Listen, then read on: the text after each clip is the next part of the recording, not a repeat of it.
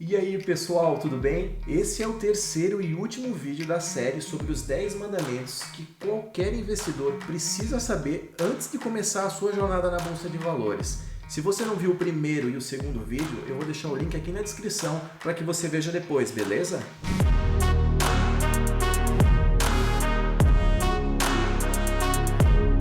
Mas antes de iniciar esse vídeo, deixa o like e ativa o sininho para que o YouTube entenda que esse conteúdo é relevante, mas sem delonga, vamos embora pro vídeo. Mandamento número 9.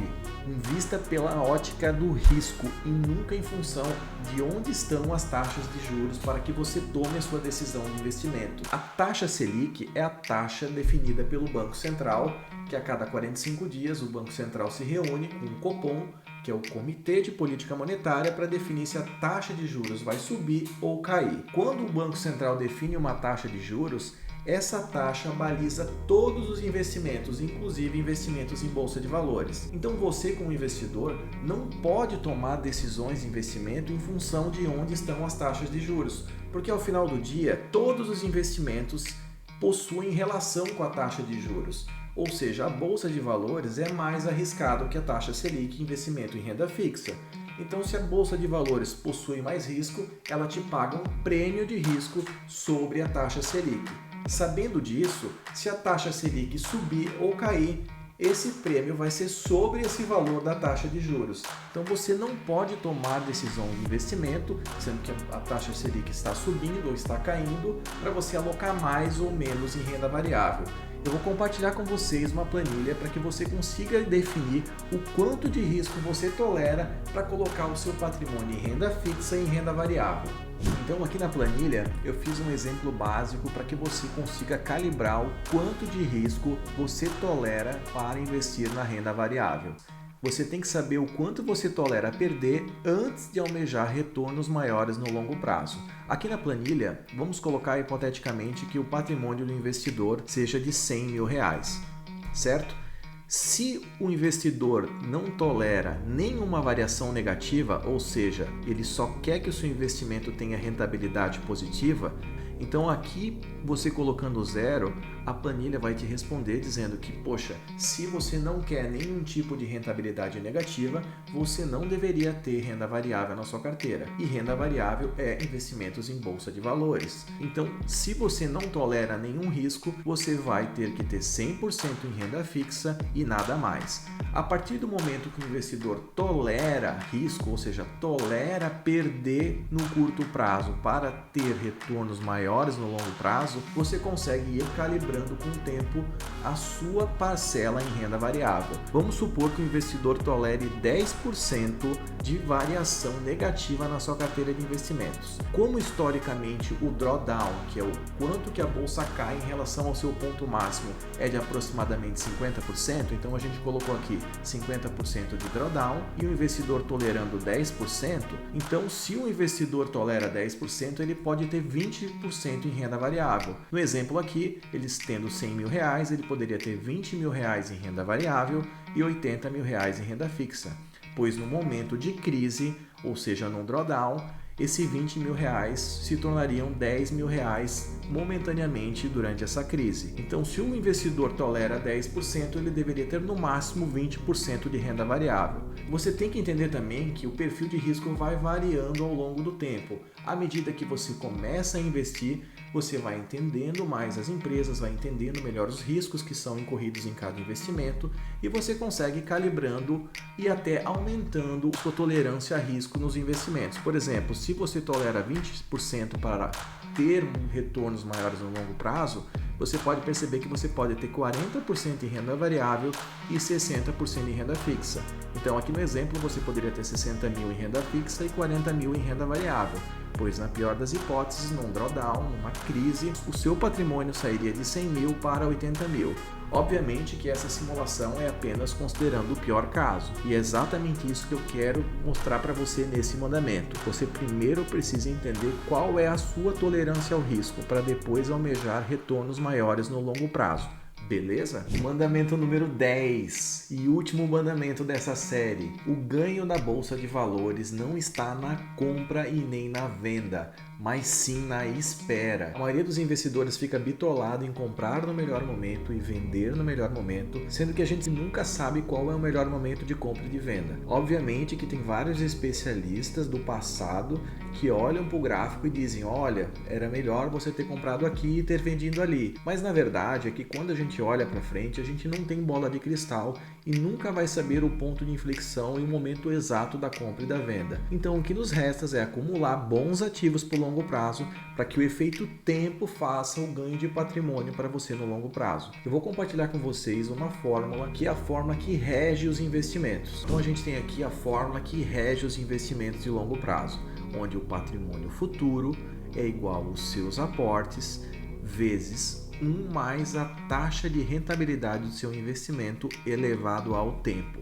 Eu vou abrir aqui exatamente todas as variáveis dessa equação para que fique melhor para você entender. Então a gente tem aqui que os aportes, basicamente, como a gente disse no mandamento número 1, que o que te enriquece não é a bolsa, mas sim o seu trabalho. Então você trabalhando e aportando de forma disciplinada é o que vai te fazer construir um patrimônio na Bolsa de Valores no longo prazo. Assim como a rentabilidade, que seria o próximo passo, a rentabilidade é algo que você não tem controle, porque como a gente já explicou no mandamento número 2, a rentabilidade e o risco andam de mãos dadas sempre, ou seja, para obter mais rentabilidade você sempre vai ter que incorrer mais risco. Então, como rentabilidade é algo que você não consegue controlar, é algo que você consegue apenas mitigar investindo em bons ativos, você tem que se concentrar em outras variáveis para a construção de patrimônio. Um deles a gente já falou que é o aporte, e agora a gente vai falar da terceira variável da equação, que é o tempo, que a gente abordou no mandamento número 3, que o melhor momento para começar é hoje.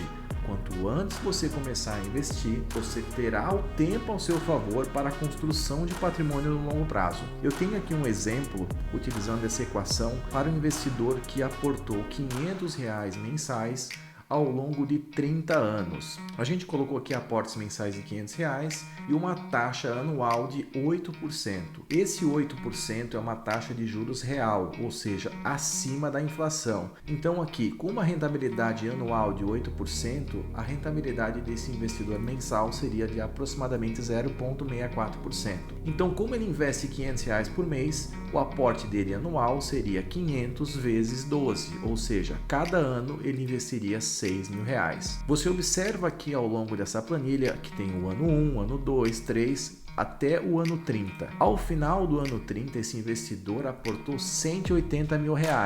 Mas como ele tem o fator tempo ao seu favor, perceba aqui na coluna de juros um ganho de 554 mil apenas de juros compostos. Então, esse investidor ele aportou 180 mil e construiu um patrimônio de 734 mil reais ao final dos 30 anos. Ou seja, o fator tempo é crucial para que você investe para o longo prazo. Esse investidor ele aportou 180 mil e o patrimônio final dele foi de 734 mil.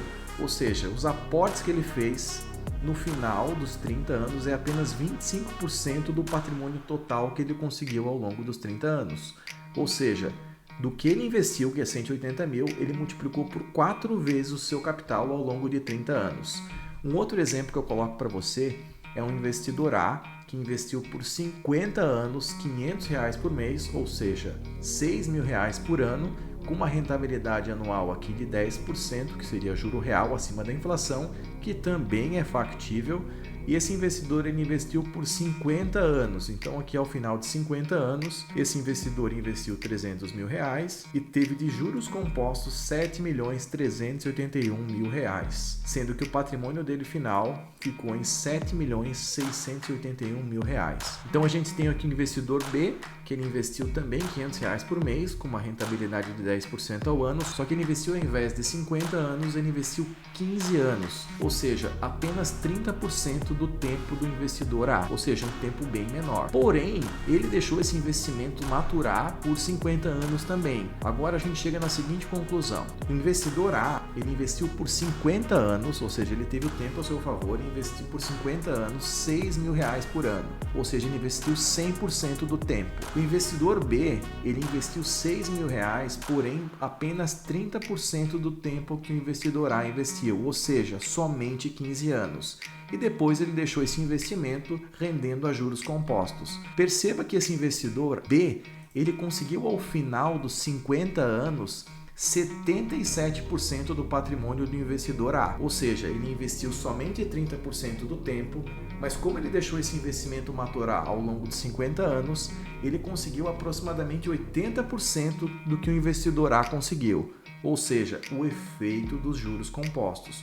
Por isso, quanto antes você começar, melhor para você, pois você deixa a variável tempo da equação ao seu favor. Esse resultado ele vai de encontro à teoria da regra do Pareto, que cerca de 20 a 30% dos esforços conseguem 80 a 70% dos resultados. Ou seja, com o tempo ele conseguiu fazer com que o seu patrimônio crescesse ao ponto que quase alcançou o investidor A, mesmo que aportando por um tempo bem menor. Então você não pode esquecer que investimento no longo prazo, o fator crucial é os seus aportes e o tempo. Então pessoal, eu vou encerrar o mandamento 10 com uma mensagem final, que essa mensagem inclusive está estampada na minha camiseta, que é o seguinte, que todo retorno na vida, seja no patrimônio, no conhecimento, no seu relacionamento, no seu trabalho, na sua profissão, vem dos juros compostos. Jogue sempre o jogo do longo prazo. É a única forma de você crescer consistentemente na sua vida, na sua carreira e nos seus investimentos. Espero que você tenha gostado desse vídeo. Se gostou, dá um like, compartilha esse vídeo para que o YouTube entenda que esse conteúdo é relevante. Um forte abraço e até o próximo vídeo. Tchau!